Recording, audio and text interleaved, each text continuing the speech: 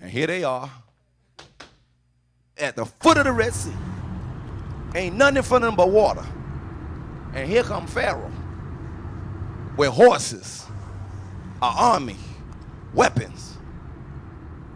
The first way, if you really want to see the hand of God, learn how to stand still. You can see the salvation of the Lord. Don't flinch. But if God told you to do something, stand right there on the shores of your destiny. Go to tapping your foot. I know I heard you, God. I know you say go this way. Now the only thing in front of me is water, and I can't swim. So you got to open it up, or I got to die.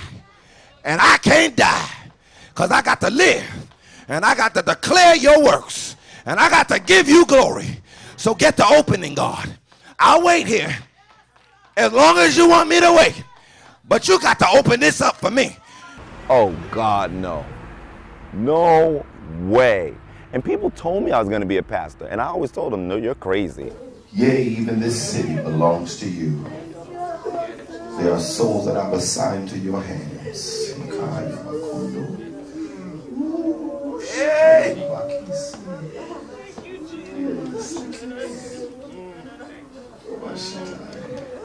I didn't want to be a preacher. I didn't want to be a preacher before I was a pastor. I wanted to sing. I like music. I like directing the choir. But pastor, preacher, no way.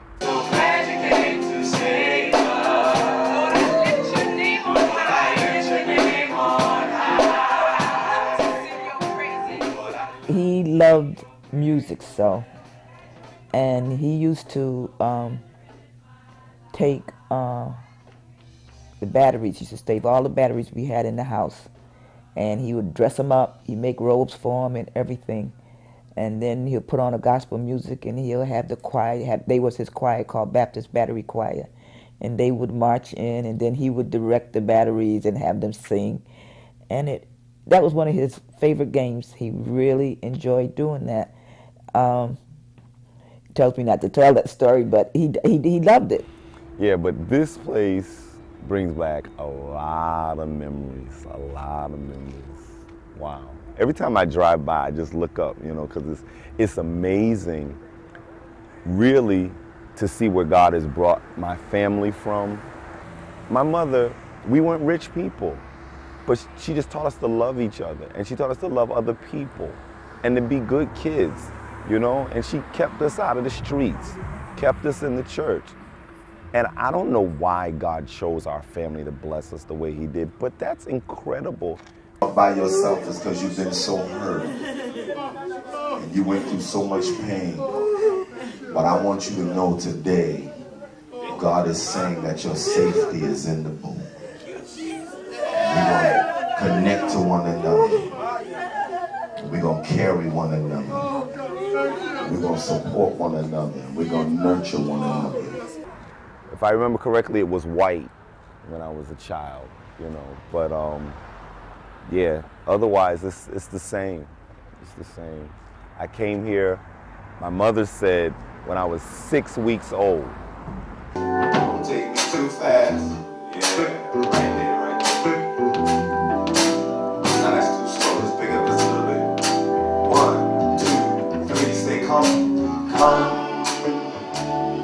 Come, let us adore him. Come, let us adore him. Kneel down before him. Worship and adore him. Worship and adore him. Who are we talking about? Emmanuel. Emmanuel. Sing Emmanuel.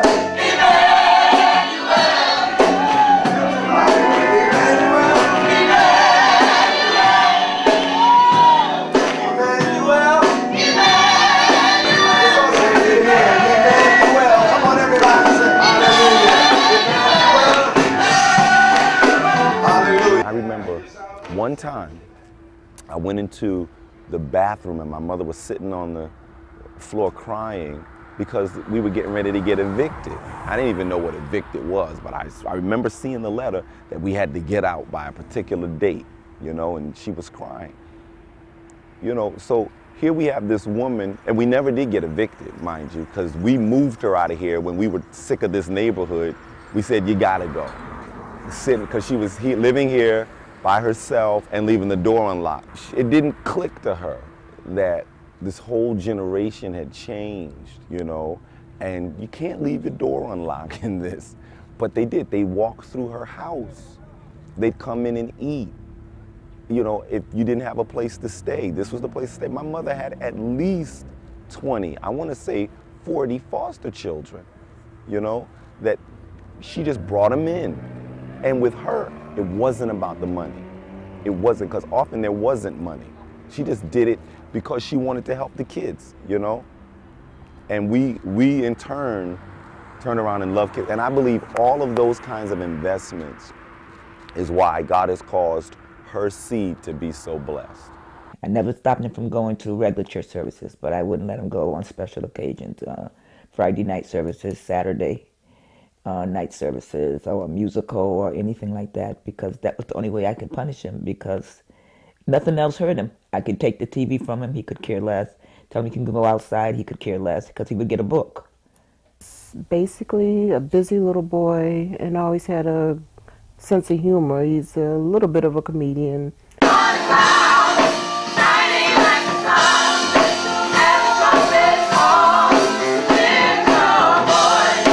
That corner right there, right on the other side of this street, I will remember that until the day I die, when I remember I had come home from church one time hurting because of some stuff that some kids had said to me at the church. And I remember it was right on that corner, and I was crying. I was coming home from church, and my mother was on her way to church. You know, and when a mother sees their child crying, she's like, what's wrong? And I said, Mommy, don't nobody like me. And she shook me right there in the corner. She said, Marichal, everybody's not gonna like you. That may have been one of the greatest lessons my mother ever taught me. At the time he was traveling and singing with, oh my God, Isaac Douglas, a gospel singer. By the time he come back, he had a deep voice. And he went from a soprano to a bass like overnight. He went to Wesleyan because I was sick. Because he was accepted at Brown, at Princeton, at Brandeis, and a couple of other schools. But because I was sick, he wanted to be close to home. And so he chose Wesleyan. Good morning and God bless you. It's WESU Middletown, and that's what I want you to do today. I want you to try and find some space during the course of your day just to glorify God. I know with the things that I share with people, if they listen, their life can be better. And then there are people who are in prison who listen. I get letters, you know, people in prison who listen and are ministered to, that kind of thing.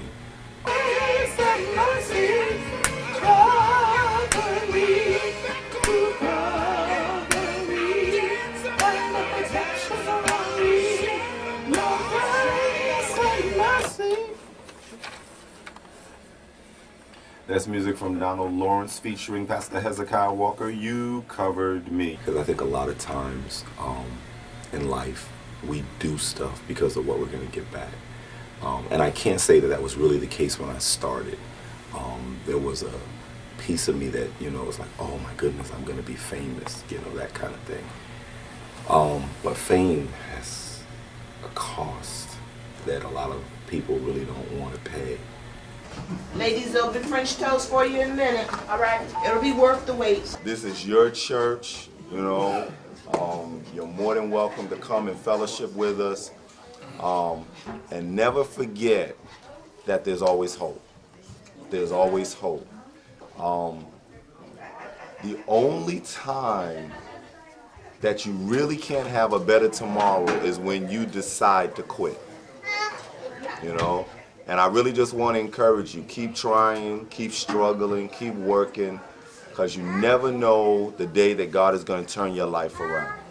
Give us this day our daily bread.